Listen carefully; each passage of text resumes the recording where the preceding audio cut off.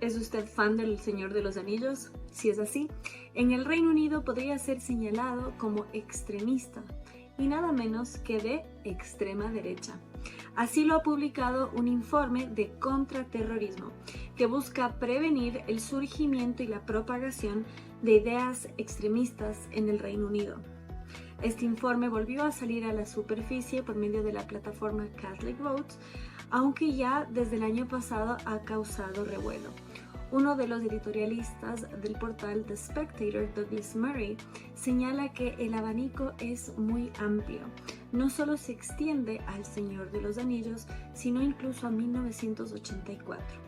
Esta obra fue escrita por un inglés, justamente George Orwell, para prevenir cómo sería el futuro si el socialismo tomase el control. Esto surge justamente en el periodo de la Segunda Guerra Mundial, donde el Reino Unido se estaba aliando con la Unión Soviética y para advertir lo que sucedería si es que se afiliarían a las ideas de sus aliados. No es un dato menor que George Orwell luchó en la Guerra Civil Española justamente del bando republicano, donde estaban anarquistas y comunistas. Y adivinen qué, lo mandaron a matar. Puesto que dentro de la extrema izquierda había una pugna interna entre los stalinistas y los trotskistas. El propio Trotsky fue asesinado en México durante una de las purgas de Stalin.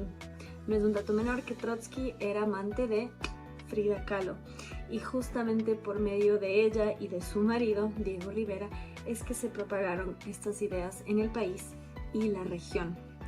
Pero hoy las advertencias de quien desde las entrañas de la extrema izquierda supo lo que son capaces de hacer cuando están en el poder, hoy es identificado como alguien de extrema derecha quien lee su obra, que es esta advertencia de cómo se va a idiotizar a la gente con lemas como la libertad es esclavitud, la ignorancia es la fuerza, la guerra es la paz, aunque en otro orden.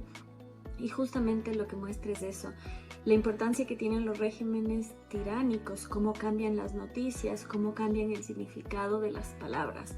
Y tener conciencia sobre estos fenómenos en el Reino Unido es visto como una advertencia. También se ven obras como las de Ray Bradbury e incluso Joseph Conrad. Joseph Conrad escribió la obra Heart of Darkness, donde denuncia los abusos del colonialismo belga en el África. Uno creería que es una persona con conciencia social, de hecho incluso afín a las ideas progresistas si es que así lo interpretasen, pero no. Saber de la historia del continente también está ahí agrupado. Pero lo más llamativo es que también está C.S. Lewis. C.S. Lewis, el autor de las Crónicas de Narnia, que escribía libros infantiles, también escribía libros un poquito más profundos. Escribió, por ejemplo, Mero Cristianismo. No es un dato menor que él adoptó la fe cristiana justamente inspirado por Tolkien, quien era un católico practicante.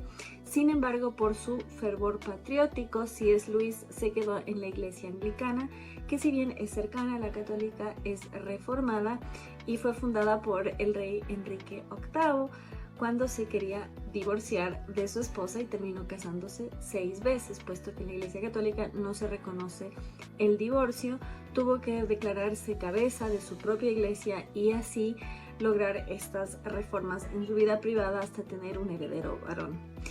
Y C.S. Lewis, que debería ser un patriota en el ojo o la mirada de los británicos, hoy es visto como inspiración para los radicales, un autor de novelas infantiles.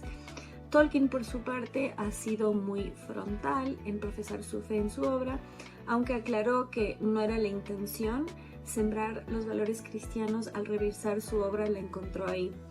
Lo mismo se puede ver en las Crónicas de Narnia. Aslan, que es el león, tiene una significación muy profundamente cristiana, de valores, de virtudes, pero eso en la era de la subjetividad es muy mal visto, incluso como un peligro.